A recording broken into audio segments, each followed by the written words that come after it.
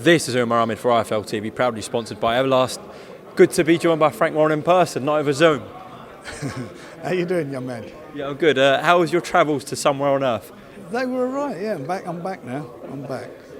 Well, listen, Frank, Daniel Dubois, as was set up there on the stage, goes into a test here where perhaps he would have been accepted to go in a slightly easier fight. Is that fair to say against Dubois-Dinu? Yeah, I think you're correct in saying it, Umar. But, he insisted and we looked at it and it's a great opportunity for him, provided he comes through it. Then it's a really good opportunity. He gets, part of the belt on an interim belt. So, we hope that's what's going to happen. He's going to come through it. But it's a tough fight for him.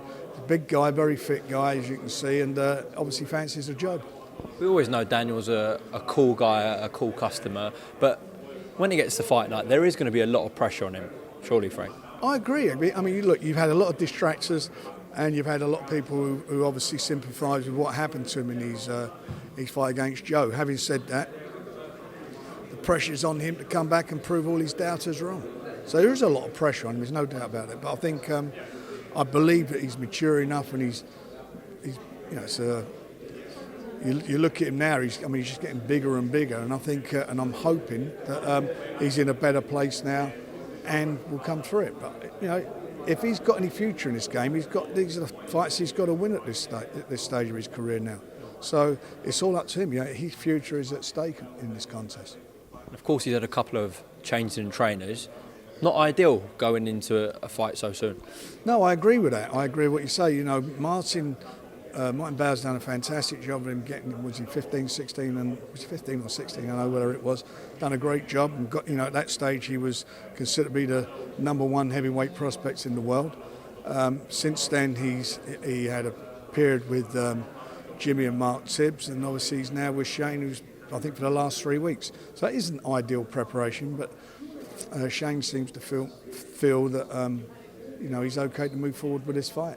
What are we expecting from Daniel Dubois this Saturday night? I would like to see him, what I'm looking for is a bit more boxing, a bit more head moving. We know he can punch, and hopefully a spectacular KO. That would be great. That's what the fans would all like to see. I just want to see him come back and come back with a lot of confidence, to make a statement. And I think that's really important for him to show that he is, the young guy, the heir apparent. He's got to now go out and then show that he is that he is the man. You mentioned the fans. We're going to have fans back in, 1,000 of them. Just a quick question. Why are we in Telford this week, out of interest? We're in Telford because that's where we're going. That's the venue we booked. So we're up there, and as I say, we're allowed 1,000 fans in, which is is 1,000 better than we've had in the past. So obviously there'll be quite a bit of atmosphere there. I think they'll generate a lot. They're going there obviously because the local lad up there, Nathan, and he's up there. He's big tickets, and a couple of the other guys on there. They've taken a lot of tickets between them. So we're pleased with that, and I hope that's going to be a precursor to July, where subject to the government's decision, that they'll be allowing us to get back to full capacity. Fingers crossed. We'll be back in London in July, I take it? Yeah, then we go to the big arenas. I mean, what's the point of going to a big arena if you can only have 1,000 people in there? It's going to look like a bloody aircraft hangar. So that's the reason we've gone to Telford. Okay. Frank, Tommy Fury also on the card this week, goes in against someone who's 2-0. So people can't say, he's fighting someone with a losing record. He comes in against someone who's 2-0. Well, we're waiting for a couple of things to be sorted out on that bout, but provided they're sorted out, that will be the case. And just a quick word as well, there was a lot of rumours circulating about Tommy fighting someone that was getting criticised a lot online. Where did that even come from? I've got no idea. It didn't come from us. Nobody from my office has even spoken to this guy, ever. Okay. So that's it. Yeah, great to see Tommy back in action. It is. He's been in the States with his brother Tyson, and he looks well and fit. So I'm looking forward to seeing him back in the ring game. But everyone's got to still remember he's still a novice. He's a novice fighter. He's only had five fights as a pro and hadn't fought for many years as an amateur. So he's got a way to go. So the expectation level, I know because of his profile and because he's Tyson's brother and the Instagram followers and everything, but everyone needs to put it into perspective of where he's at. He's a novice at this moment in time. Frank, what's the situation with Archie Sharp? We learnt last night that his opponent pulled out. Yeah, there was a problem in their camp with COVID. Someone tested positive, so we're pushing it back to July. So he won't be out this He Saturday. won't be out. We're going to fight the same opponent in July. Frank, John Fury is here. I will have to ask you, he did a BT interview recently which got a lot of traction. Just want your response firstly to his comments, and what did you think about them? I haven't seen the interview. What did he say? Okay, he said, we were talking about the whole arbitration thing on our last Zoom interview. He essentially said that Team Fury are to blame for this situation, etc. And that he's not very happy with what's gone on. But obviously you haven't seen the interview, so... Well, as far as arbitration is concerned, that was down to the arbitrator. I don't accept any blame for it at all. So don't go dumping any stuff on my doorstep. I said all along, this fight shouldn't be announced till everything's signed off and agreed, and it wasn't signed off. And as far as the arbitration is concerned, it is what it is.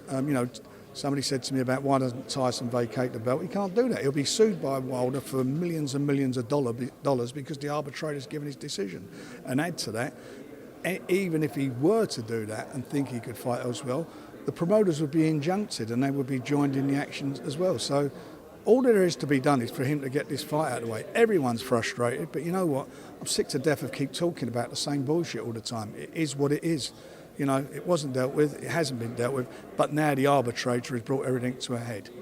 And that's where we're at. Do you think boxing can learn something from this over what's happened in the last 4 or 5 months? Yeah, just keep your mouth shut until something's signed on a fight of this magnitude. Until it's signed, a fight of this magnitude and all the obstacles are cleared, why make statements about it? Frank, are we going to learn of an official announcement soon for July 24th? Yeah, that'll be up to Top Rank. They're the American promoters of Tyson, so when they're ready to announce it, we will do it jointly. Deontay Wilder has put out some training clips recently with his new trainer Malik Scott, and he's done an interview as well, and he looks in a good place, it has to be said. I think we have to realise that Tyson's still going in with someone who's arguably the biggest puncher the heavyweight division's ever seen. So, and we know in the heavyweight division it just takes one shot, especially with someone like Deontay Wilder. This is still a serious fight, isn't it, Frank? Well, it is, and it's not arguable. Statistically, he is the biggest puncher, and in the first fight, he had Tyson on the deck twice.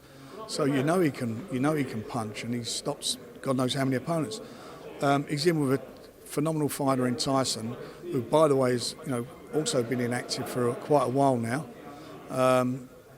and he's got a new trainer. So they've obviously you've got to assume they're working on different things. The one thing about Tyson, from what I understand, he's very focused for this fight, and he wants it, and to get it out of the way. So that's what's going to happen. He can't afford to take his eye off the ball, but he's too professional to not take his eye off the ball. He knows what he's got in front of him. He knows with a big puncher like him, one punch and it could be all over. So he'll be very, very, very conscious of that. And I'm quite sure whatever Deontay brings to the table, that Tyson has it within his armoury to deal with it. But you think it ends in the same fashion in terms of a Tyson stoppage win? I just don't see what he can do any different unless he learns to become a great boxer. And at his age, I don't see that happening. I think Tyson's too slick for him, too smart for him. I think Tyson's got a good chin. And Tyson certainly showed in the last fight that, he couldn't take Tyson's power when it came to it. You said about the July coming back to London potentially, but how many shows do you think you're going to get across this kind of June-July period, Frank? We're doing 2 in July. 2 in July. And this will be it for June? Yes, because of the Euros. And we're still working on one of the dates in July, but I'm hoping there'll be 2 in July at least. Okay, Frank, appreciate your time today as always, and we'll speak soon, all right? Lovely. Cheers, everyone.